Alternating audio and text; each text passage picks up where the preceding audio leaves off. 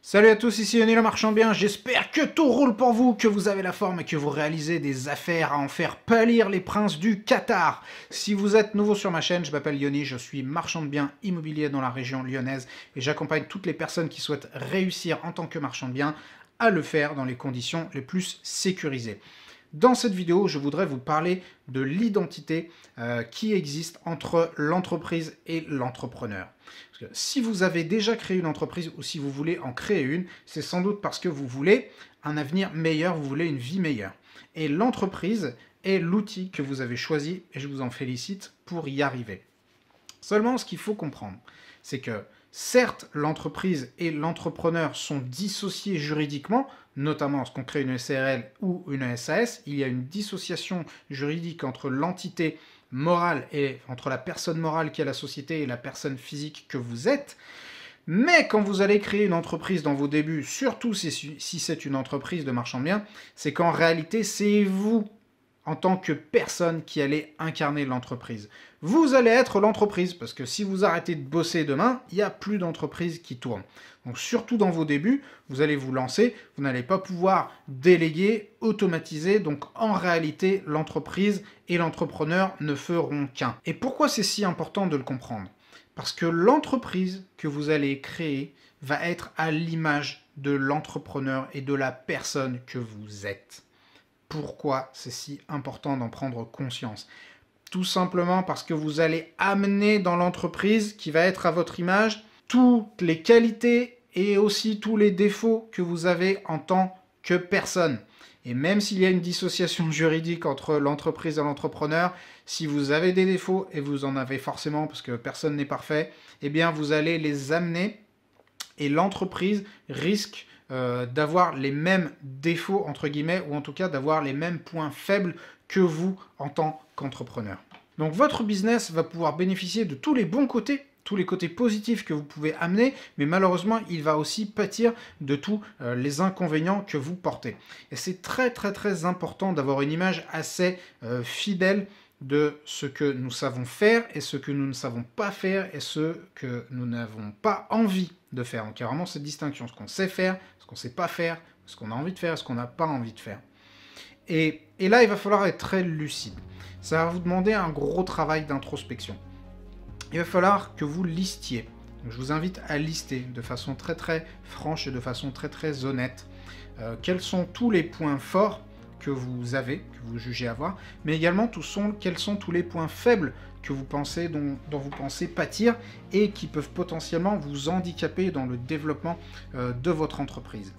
Et c'est un exercice qui est très difficile de détecter sur soi-même ses propres points faibles, donc ce que je vais vous inviter à faire, c'est tout simplement à vous faire aider par votre entourage et à leur demander d'après toi. Donc vous allez voir, vous pouvez leur envoyer un mail, voilà, avant d'avoir terminé cette vidéo, vous pouvez la mettre en pause, vous pouvez envoyer le mail tout de suite, comme ça ce qui est fait n'est plus à faire.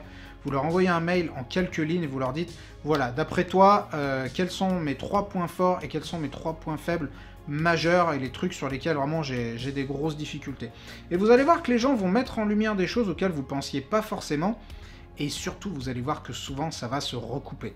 Et quand vous avez 3-4 personnes qui vous connaissent depuis un certain temps et qui viennent vous dire « bah écoute, là, t'es pas très très bon », eh bien, il va peut-être falloir se poser des questions.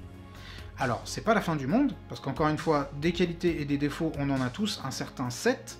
Mais la question, c'est qu'est-ce qu'on va faire de tout ça? Eh bien, les points forts, super, mettez l'accent dessus et voyez comment dans votre activité entrepreneuriale et votre activité de marchand de biens, ça peut vous aider. Donc si vous avez, je sais pas, vous êtes très bon en organisation, vous dites, bah moi je vais pouvoir coordonner les différents corps de métier, etc., ça va être top. Si vous êtes bon pour imaginer, pour faire des plans, pour faire des visuels 3D, bah super, vous allez pouvoir faire ce genre de choses. Si vous êtes quelqu'un de plutôt technique, plutôt manuel, eh bien vous savez que vous allez pouvoir taper dedans, aller faire des travaux. Bref, il y a plein de choses. Encore une fois, c'est une activité tellement riche que vous pouvez appliquer n'importe quelle qualité, vous pouvez trouver où l'appliquer.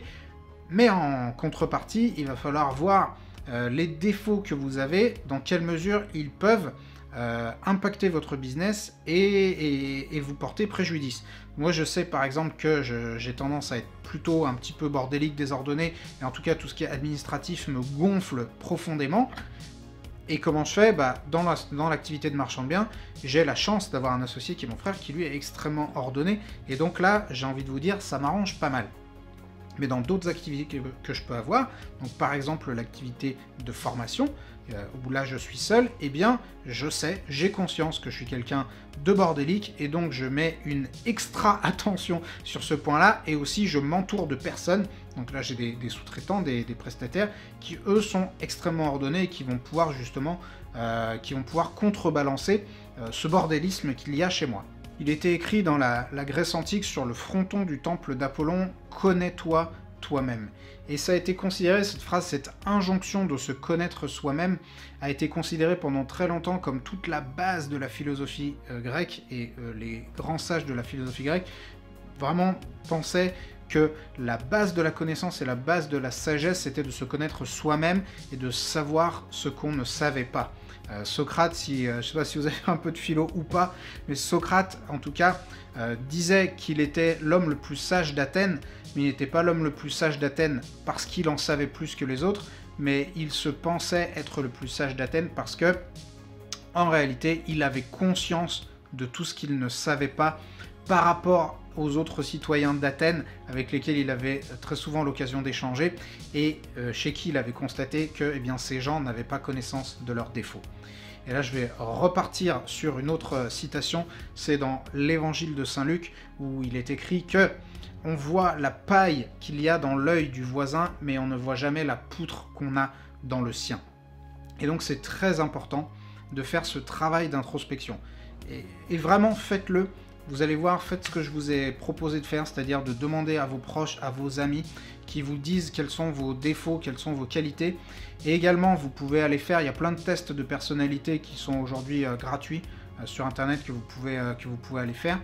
Il y en a un notamment qui s'appelle les 16 personnalités. Vous savez quoi, je vous mettrai le lien dans la description de la vidéo, dans lequel on va, en fonction vous allez répondre à une série de questions.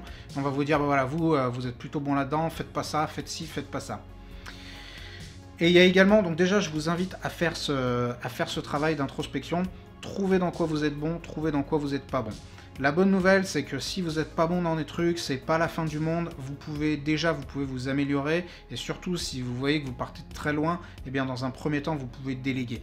Entourez-vous de personnes qui vous complètent, qui soient bonnes dans leur domaine, et surtout qui soient bonnes dans des domaines dans lesquels vous n'êtes pas forcément terrible.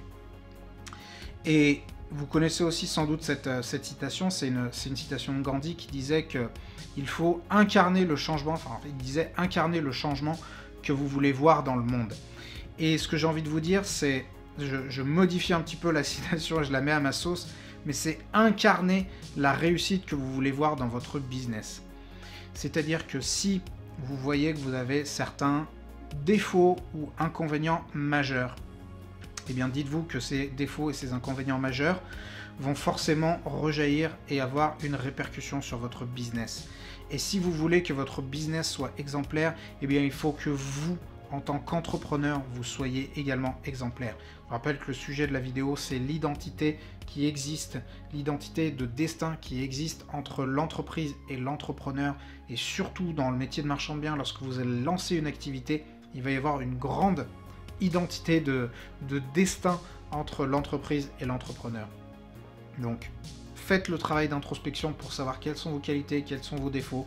Essayez d'améliorer vos défauts. S'il y a certains défauts que vous ne pouvez pas améliorer, eh bien sous-traitez-les. Et également, mettez tous les jours en place des actions qui vont vous permettre de vous améliorer en tant qu'individu, et vous allez voir que ça va avoir un impact sur votre business. Ne pensez pas que les deux choses sont dissociées. Dès que vous allez améliorer des choses sur vous-même en tant qu'individu, vous allez forcément améliorer des choses sur votre business. Si vous améliorez votre forme physique, vous allez améliorer votre business. Si vous dormez mieux, vous allez améliorer votre business.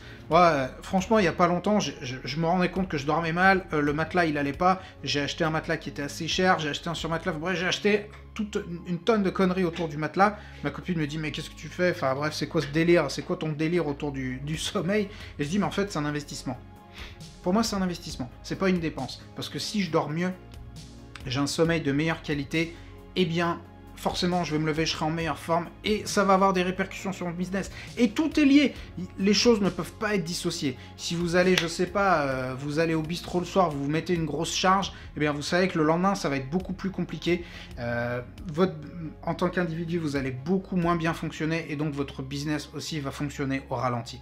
Donc, rappelez-vous que toutes ces choses sont liées et que dès que vous allez prendre des actions qui sont positives en tant qu'individu, eh bien, cela va rejaillir sur votre business. Et à contrario, si vous faites des choses qui ont un impact négatif sur votre personne, eh bien ça va aussi avoir des répercussions négatives sur votre business. Et là-dessus, je voudrais vous inviter à lire L'effet cumulé de Darren Hardy. J'en ai parlé dans une vidéo sur les lectures recommandées. Je vous mettrai également le lien dans la description. Je vous invite à le lire si vous voulez faire un travail d'amélioration sur vous-même. C'est un livre qui est extrêmement pertinent. Donc c'était Yoni Marchand Bien. J'espère que cette vidéo vous aura plu. Si c'est le cas, payez votre like et n'hésitez pas à me laisser un petit commentaire. Et marquez-moi par exemple, ça peut être intéressant. Moi je vous ai raconté des défauts, je vous ai dit que c'était bordélique. Racontez-moi par exemple quel est un défaut que vous jugeriez important, qui peut avoir un impact sur votre business, et ce que vous allez faire pour le modifier. Ou alors, encore mieux, racontez-moi dans les commentaires, ou racontez aux autres, à tout le monde, quel changement vous avez opéré en tant qu'individu, et quel impact ça a eu sur votre business en général. Je vous dis à la prochaine. Bye.